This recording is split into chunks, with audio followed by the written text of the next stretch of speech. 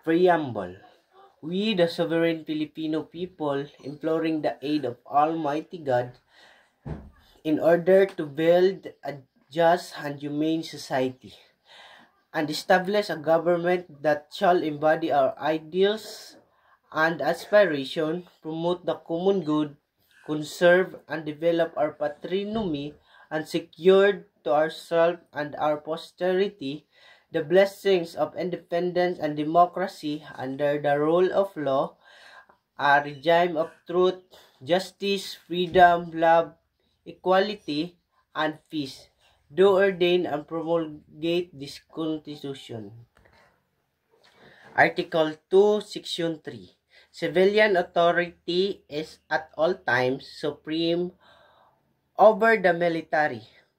The Armed Forces of the Philippines is the protector of the people and the state.